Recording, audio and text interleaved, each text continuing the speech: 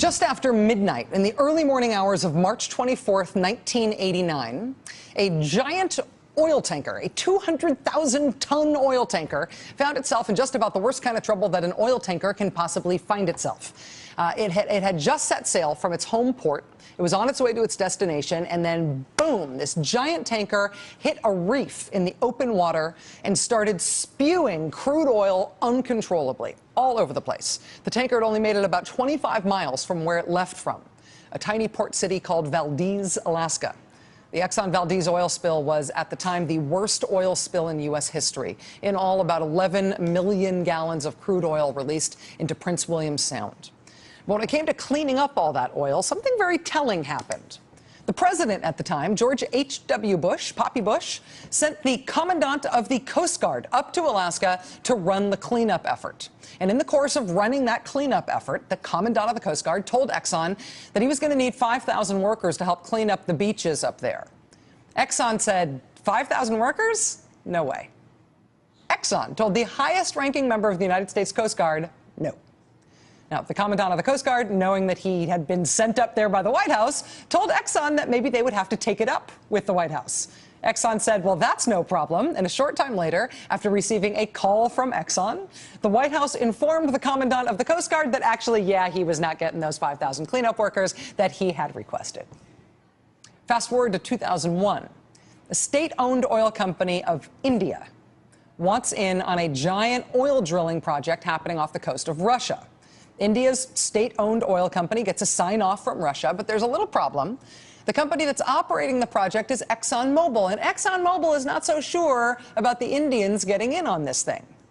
In a meeting at the White House that year, India's prime minister tries to lobby then-President George W. Bush, Bush the Jr., to push Exxon along on this issue, saying, why don't you just tell them what to do? President Bush's response, quote, nobody tells those guys what to do.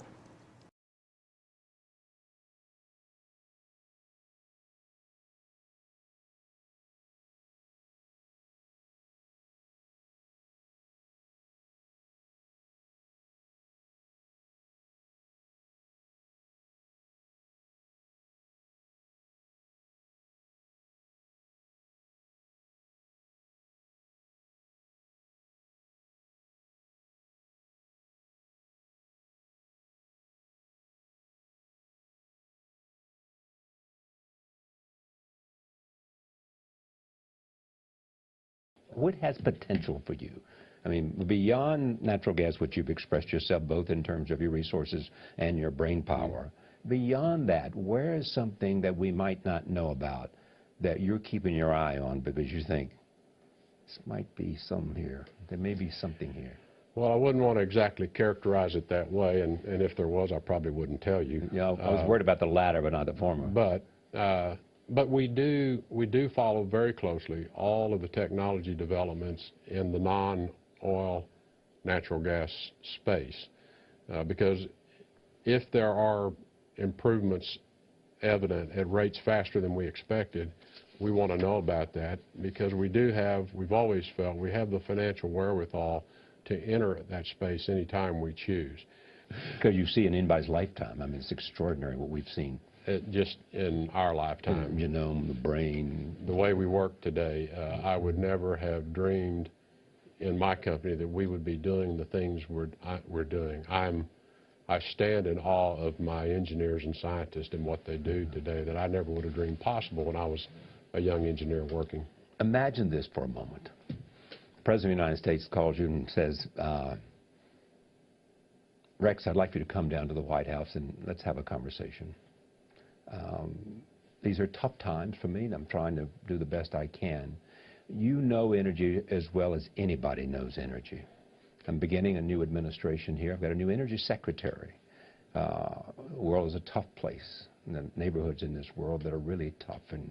And I need you to help me, tell me, in terms of energy, which is vital. Bill Gates says it's the #1 concern he has, and he's involved in lots of things.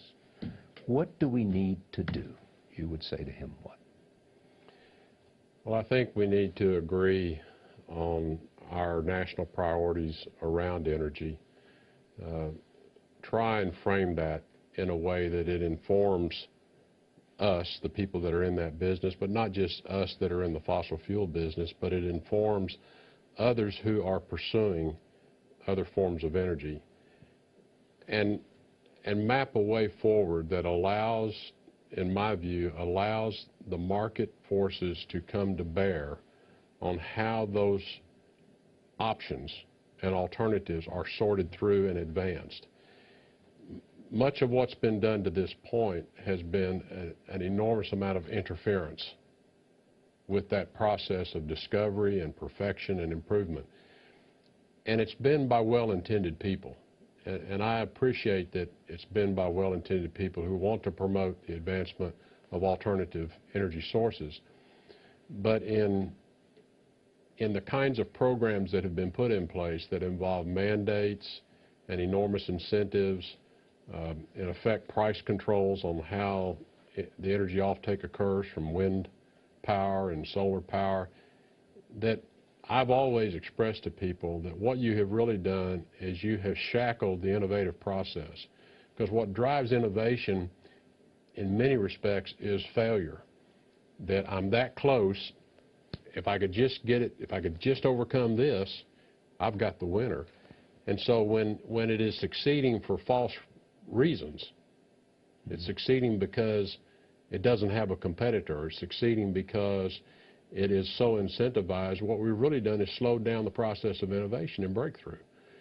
I think there are enormous challenges around these alternatives which need to be dealt with. And so I think it's more a question of how does the U.S. government want to support and promote the research activities that are necessary to take these forms of energy to a different level of performance. And whether that's, battery technology, or whether it's efficiencies of wind, or whether it's transmission systems that behave in different ways, how do you want to supply the underlying research but then allow the commercial activities up here to move about in the free market? So you're saying you want to see government plant more seed money in terms of an investment in terms of the alternative possibilities. And there are good models for this. There are good models in the national labs. There are great models through DARPA. There are models out there that have served us well. You gave us the internet. We have so much intervention right now in these energy markets that, in my view, it's not been healthy for the advancement of those alternatives. So you're saying less regulation and more more research? More fundamental research, less mandates. I mean, wind has received subsidies for more than 20 years now. Maybe if we took the subsidy off and it was challenged to have to perform, people would take it to a new level. They haven't had to. They haven't had to. So I think a lot of this is, how do you want to structure our pursuit of our future energy supplies? And the President has said he is a proponent of all of the above, and we are too. We are too. That's a very sensible strategy. And how do you want to use the things that are very sure and we know how to use them? Use them better.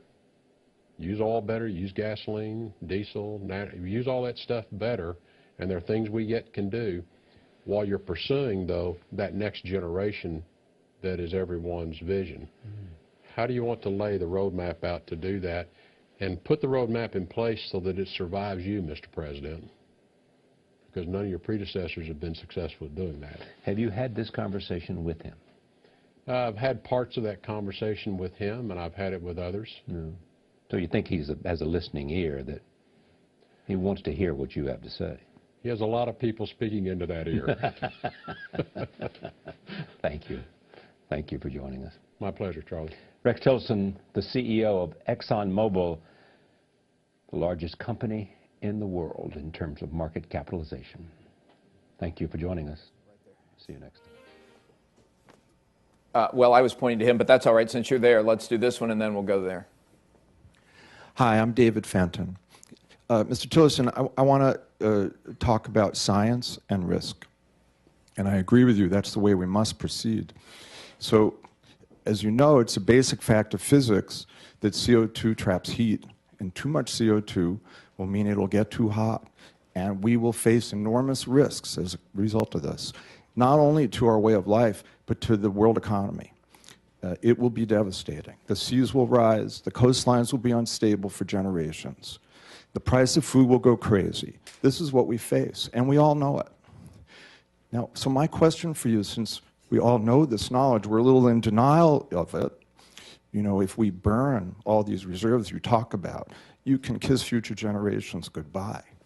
Now, maybe we'll find a solution to take it out of the air, but as you know, we don't have one. So what are you going to do about this? We need your help to do something about this. Well, let me say that we have studied that issue and continue to study it as well. We are and have been longtime participants in the IPCC panels. We author many of the IPCC subcommittee papers, and we peer review most of them. So we are very current on the science, our understanding of the science, and importantly, and this is where I'm going to take exception to something you've said, the competency of the models to predict the future. We've been working with a very good team at MIT now for more than 20 years on this area of modeling climate, which, since obviously it's an area of great interest to you, you know and have to know the competencies of the models are not particularly good. Now, you can plug in assumptions on many elements of the climate system that we cannot model, and you know what they all are. We cannot model aerosols, we cannot model clouds, which are big, big factors in how the CO2 concentrations in the atmosphere affect temperatures at surface level. The models, we need, and we are putting a lot of money supporting people and continuing to work on these models, try and become more competent with the models. But our ability to predict with any accuracy what the future is going to be is really pretty limited. So our approach is we do look at the range of the outcomes and try and understand the consequences of that. And clearly there's going to be an impact. So I'm not disputing that increasing CO2 emissions in the atmosphere is going to have an impact. It'll have a warming impact. How large it is what is very hard for anyone to predict. And depending on how large it is, then projects how dire the consequences are. As we have looked at the most recent studies coming out in the IPCC reports, which I've seen the drafts, and I can't say too much because they're not out yet. But when you predict things like sea level rise, you get numbers all over the map. If you take what I would call a reasonable scientific approach to that, we believe those consequences are manageable. They do require us to begin to exert or spend more policy effort on adaptation. What do you want to do if we think the future has sea level rising 4 inches, 6 inches? Where are the impacted areas, and what do you want to do to adapt to that? And as human beings, as a species, that's why we're all still here. We have spent our entire existence adapting. Okay, so we will adapt to this. Changes to weather patterns that move crop production areas around, we'll adapt to that. It's an engineering problem, and it has engineering solutions. And so I don't, the fear factor that people want to throw out there to say we just have to stop this, I do not accept. I do believe we have to be efficient and we have to manage it, but we also need to look at the other side of the engineering solution, which is how are we going to adapt to it. And there are solutions. It's not a problem that we can't solve. But let's stick with that for just a second. I mean, ExxonMobil, before you became CEO, was very aggressive and overt in challenging and mounting a public relations campaign against the sorts of things that Mr. Fenton just managed. You changed that when you came in. But I guess the question I'd ask you, I was at my daughter's graduation last weekend, and the graduation speaker said that global warming is the great challenge of your generation. Do you agree with that? Would you agree that it's in at least one of the top 5 challenges of the generation, or do you personally think that it's been way overblown? No, I think it's a great challenge, but I think it's a question back to priorities. And I think, as I just described, based on our understanding of the system and the models and the science, and that there are engineering solutions to adapting, that we think it's solvable. And I think there are much more pressing priorities that we as a human being race and society need to deal with. There are still hundreds of millions, billions of people living in abject poverty around the world. They need electricity. They need electricity they can count on, that they can afford. They need fuel to cook their food on that's not animal dung. There are more people's health being dramatically affected because they don't even have access to fossil fuels to burn. They love to burn fossil fuels because their quality of life would rise immeasurably, and their quality of health and the health of their children and their future would rise immeasurably. You'd save millions upon millions of lives by making fossil fuels more available to a lot of the part of the world that doesn't have it. And do it in the most efficient ways using the most efficient technologies we have today. And we continue and have for many, many years talked on our Energy Outlook about the importance of ongoing energy efficiency, continuing to carry out economic activity with a lower energy intensity. And we've been very good as a country at doing that. We've been very good globally at doing that, and there's more potential in it. It's hard to bet against science, though, isn't it? Never bet against science. Never.